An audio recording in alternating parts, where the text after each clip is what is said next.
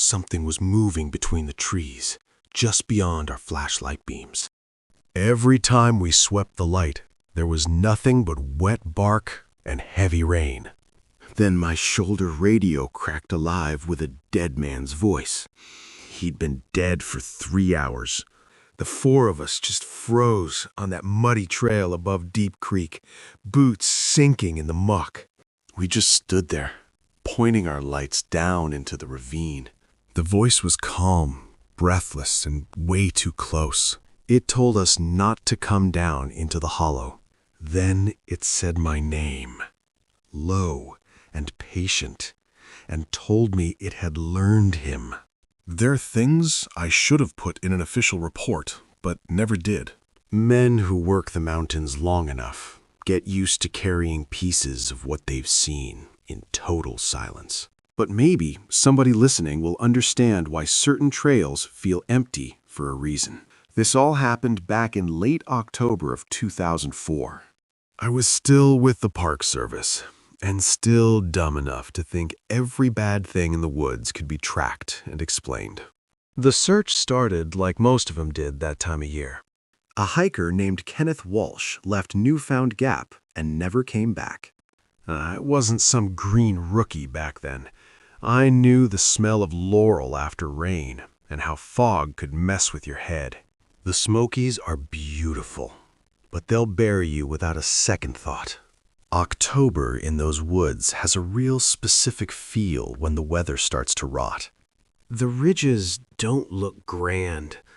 They just look crowded and pressed in. Trees pack shoulder to shoulder. We had 6 men out that first afternoon, then 10 by evening. Kenny's route should have been simple to track, but the storm just muddied everything up. Prints bled out, and call-outs got swallowed by the wind. I was paired up with Kenny's friend Dale at the trailhead for the initial interview. Dale swore Kenny was solid in the woods.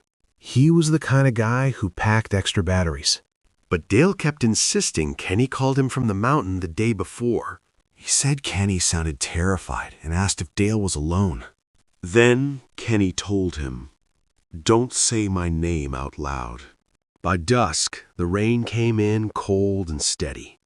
Command approved a reduced night search along the safer approaches near Deep Creek. That's where Kenny Walsh's story joined another one I'd heard 2 years earlier. In 2002, an old contractor named Louis Baines was working on a footbridge. He came into the station looking gray, asking if anyone was playing a joke. He'd been hearing his dead brother's voice, calling him from the trees. I drove him to his truck that night. He said the voice never asked him to come closer. It just kept trying to correct his direction, like it was walking him somewhere, patient-like. Louis never came back after that.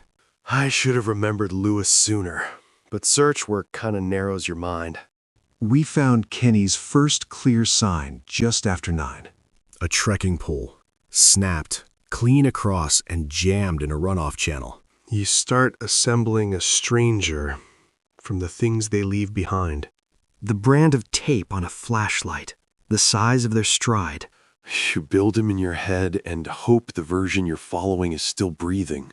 40 yards farther, we found a disturbed patch of laurel and a drag pattern that just disappeared in the rain. No bear sign. No cat tracks. Nothing clean enough to tell a sane story. Around 10:30, we split sectors. I went with Kenny Harlan, one of our seasonal guys.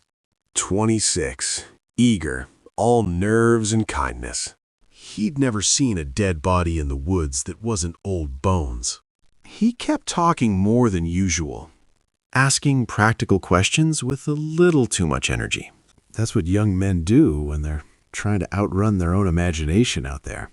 The rain eased to a mist, and the fog lowered. Our headlamps started catching it like dust in a mine shaft. Deep Creek was louder than it should have been, swollen and unseen below the trees. We were contouring a narrow side slope when Kenny touched my elbow and froze. Somebody was whistling downhill. Not a tune, just 3 notes. Then silence. A minute later, 3 more notes. Kenny whispered, asking if it was a signal. I shook my head. Then a man's voice came from the dark below us. "Over here." Kenny started to answer, but I stopped to. Something about the tone was just wrong. It wasn't frightened, and it wasn't urgent. It sounded like someone trying to sound urgent, after hearing what urgency ought to sound like. We stood there, listening to the rain and the creek roaring below. Then the voice came again, closer now. "Need a light?" It was his first night missing, so we had every reason to think it was him. We moved downhill, fast enough to regret it. The ground dropped away into a thicket cut by a shallow drainage. Branches snagged our packs and snapped back against our sleeves. I called out again, and Kenny did too. We were just hoping for a normal human response. This time, a voice answered from uphill right behind us. "I'm here." We both spun around. There was nothing there but wet bark and the pale flicker of mist. The radio on my chest buzzed with command traffic and weather updates. It was all completely normal. I remember clinging to that sound. Just clean human chatter, men announcing themselves in the dark. Then, threaded right between 2 transmissions, I heard a low chuckle. It didn't belong to anyone on our channel. Kenny heard it too. I could tell by his face. He asked me what it was. I told him it was just interference. It was a lie so thin it embarrassed me as I said it. But we pushed on anyway. We had a job to do, even with the woods closing in on us. At 11:14, we found him. He was under the uprooted base of a fallen hemlock, jammed into the cavity where the roots had torn the earth open. I won't describe the rest, but nobody could mistake him for living. Kenny backed off and got sick. He'd never seen anything like that before. So I keyed my radio and called him in. My voice sounded like somebody doing a decent impression of composure. Command acknowledged my call and told us to hold position. I figured that was it. Just another tragic recovery. We'd wait for the team, file the report, and go home. But while we waited, my radio cracked alive on Channel 3. It wasn't Command. It was Kenneth Walsh. His voice was calm, clear, and impossible. He told us not to leave the trail. Kenny Harlan was still crouched by the root ball. He looked up at me, rain just hanging off his eyelashes. He looked absolutely sick. He asked me if I was hearing it too. Before I could even get a word out, the voice came back. It didn't sound like a recording. It sounded like it was watching us. It said, "It's still beside you." We both whipped our lights around, sweeping the trees. I was looking for a reflection, a shadow, anything. But nothing moved. There was nothing out there but wet bark and stone. Then, from maybe 30 feet uphill in the dark, somebody whispered Kenny's name. It wasn't shouted. It was spoken so softly, like a mother trying to wake up her kid. He made a mistake then. A small, human, totally forgivable mistake. He just reacted without thinking. He looked into the dark and said, "Yeah." The whisper stopped dead. A second later, it came again from way deeper in the woods. But this time, it wasn't a whisper. It said "yeah" right back to him. Kenny turned completely white under the beam. He looked at me absolutely terrified. He said, "That was me. That was my voice." And I knew he was right. I grabbed him by the shoulder and shoved him behind me. It was a useless gesture, but I didn't know what else to do. The woods had gone completely dead silent. Even the creek sounded muffled. I keyed my radio, praying for Command to answer. But there was no voice, just static and these little clicking sounds inside it, like teeth testing one another. Then the brush uphill began to shake. not something moving through it in one direction.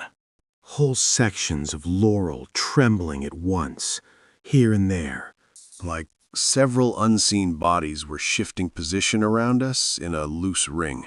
Every instinct told me to hold ground. But this didn't feel like an animal. Then Kenny Walsh's radio spoke again from the ground at our feet. It said, "Don't let it stand between you." Kenny let out this broken little sound in his throat. I told him to listen to me. I said when we move uphill, and you stay on my back. You do not answer anything. He nodded way too fast. Then the shaking stopped, and silence came down hard. And in that silence, from somewhere inches from my left ear, a woman's voice said my name. Thomas. My wife had been gone 6 months by then.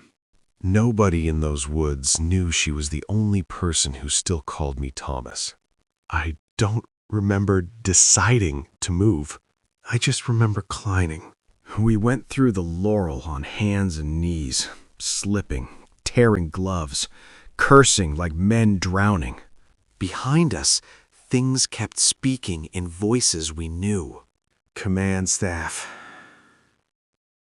Kenny Walsh.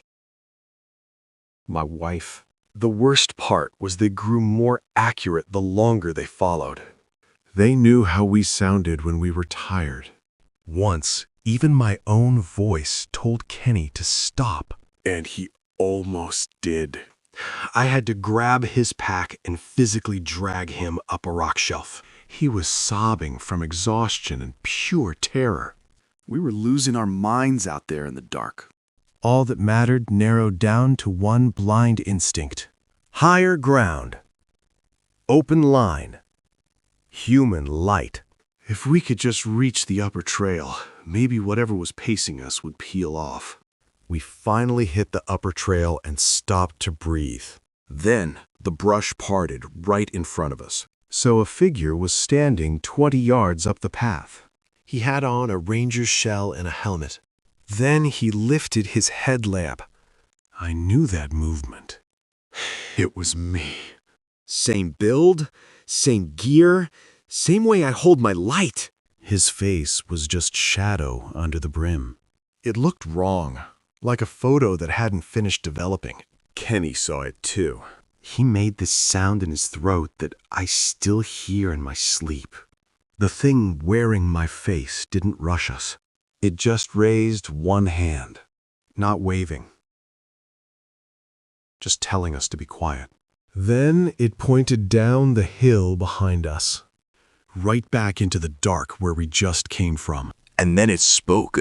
It used my exact voice. It said, "He's not with you anymore." My heart socked. I spun around, terrified Kenny was gone. But he was still right there, just shaking on the trail, looking like he was about to die of fright. I whipped my head back around. The thing was gone. No footsteps, no broken branches, just the empty trail and the rain. We were completely alone again. We just ran. All our training went out the window. We just wanted higher ground and other people. We didn't stop until we hit the washout, where we found the body. That's when the radio told me it had learned me. I believed it too. It hit me like a ton of bricks. Something out there had sat with a dying man for hours, just listening to him. Learning how his words sounded. Chilling conclusion. Trying on his fear until it fit perfectly. We shined our lights down the ravine. That's when we saw it, moving between the trees. Way too tall to be there. And too smooth to be a person walking in the dark. It didn't run. It just glided, like fog rolling through the woods. I never saw a face. When our flashlights hit where its face should be, the light just slid right off. It was all blurred and shifting. Like the features couldn't decide where to settle. Just a shadow swallowing the light. Kenny Harlan started praying under his breath. Just a steady, terrified whisper in the dark. He was completely broken by what we were looking at. Then the radio spoke again. It was Kenny Walsh's voice, clear as day. Chilling warning. It said, "If it asks who's missing, don't tell it." Before we could even process that, every radio in our sector exploded. It was just a massive wall of overlapping voices. Command, dispatch, searchers, my ex-wife, a crying kid. Just pure chaotic noise pouring out all at once. It was so loud and so wrong that Kenny just collapsed. He dropped straight to his knees in the mud. He clamped his hands over his ears, trying to block it out. But you can't block out something that's already inside your head. Right in the middle of all that screaming static, one voice cut through. It was my own voice. Clear as a bell, it said, "Tom, there are only 3 of you now." There had been 4 of us assigned to that recovery corridor. But for one terrifying second, I couldn't remember the 4th man's name. That scared me more than the mimic, because I realized it wasn't just repeating us. It was taking inventory. I grabbed Kenny by his jacket and hauled him up. I didn't care about the noise anymore. We just had to move. We scrambled up that steep slope like drowning men. Just clawing our way toward the upper trail. Then, finally, I saw lights through the trees ahead. Real lights, bouncing and cutting through the brush. It was another search team coming down the contour. I have never been so relieved to see a flashlight in my life. I started shouting until my throat literally tore. They yelled back and we just stumbled right into them. We were half feral, soaked to the bone, and shaking uncontrollably. Everybody was trying to talk over each other in the rain. Their team lead grabbed my vest and got right in my face. He kept yelling, shouting, "Where's Palmer? Where's Palmer?" I just stared at him, completely blank. Palmer. That was the 4th man. Neither Kenny nor I could remember when Palmer actually vanished. There wasn't a single clear memory of him leaving the group.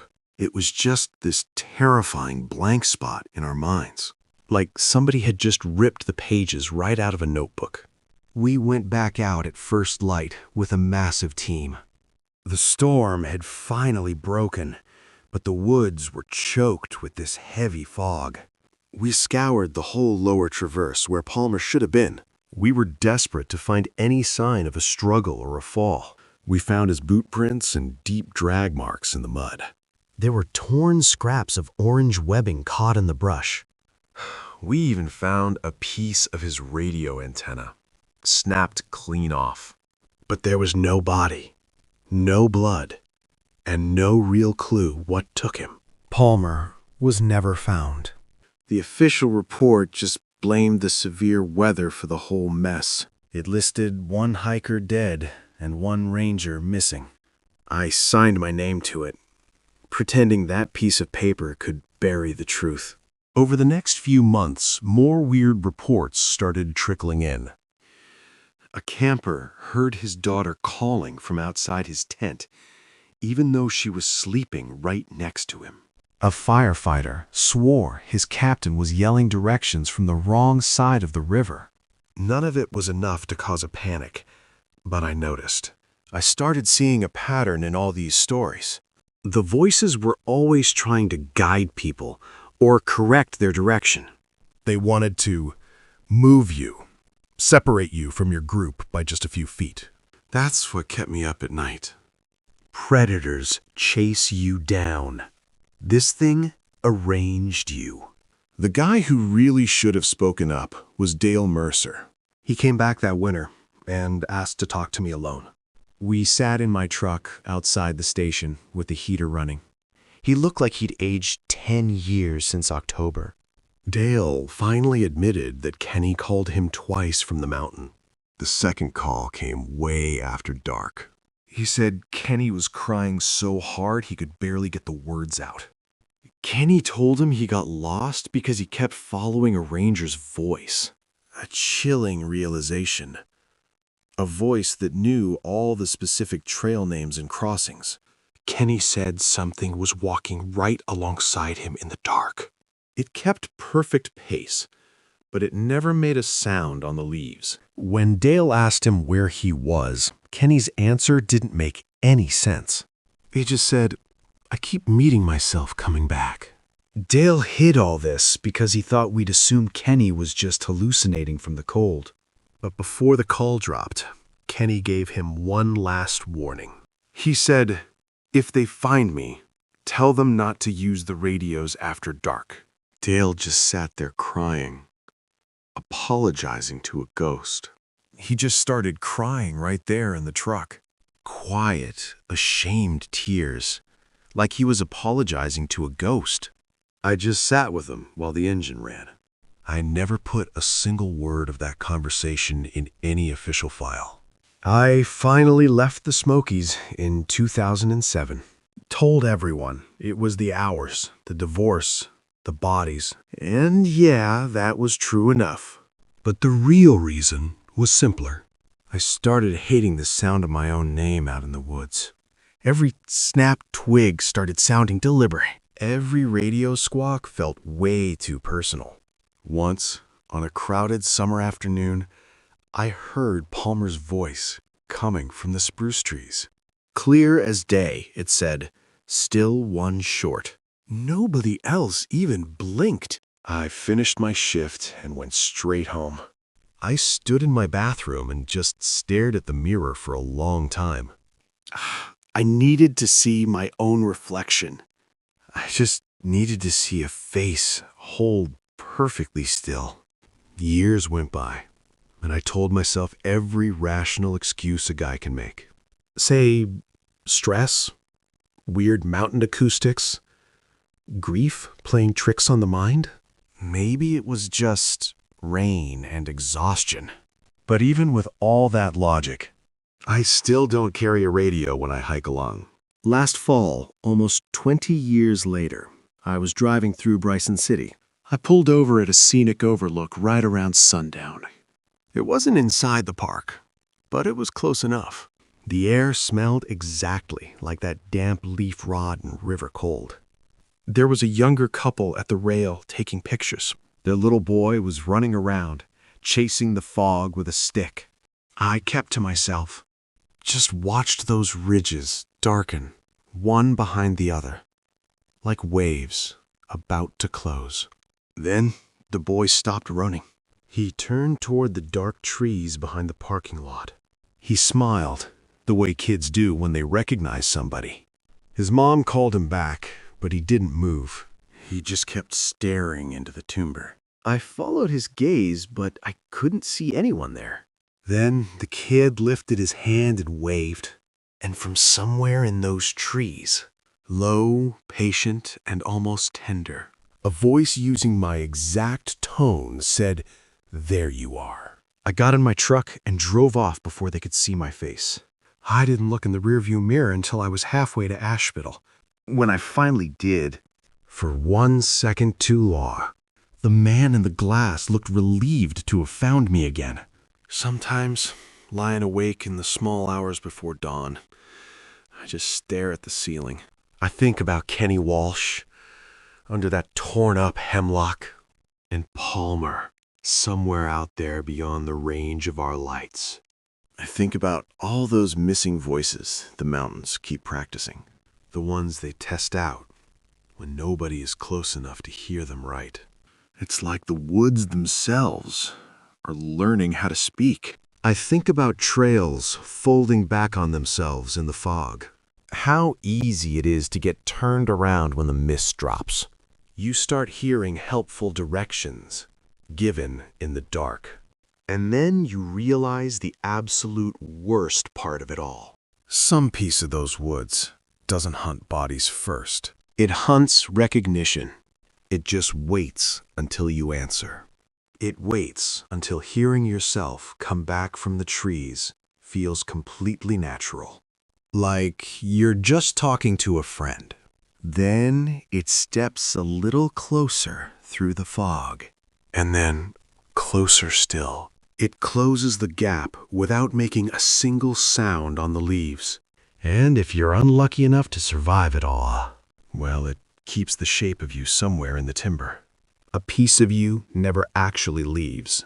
It just stands there in the freezing dark, Wearing your gear, perfectly mimicking your posture, just waiting for the next person to come along. It stands just beyond the last clear beam of light, right where the shadows get too thick to see through, with your mouth open in the rain. The mountains really don't care about our little ghost stories. They just keep rolling on, beautiful and terrifying. And they'll be here long after we're gone.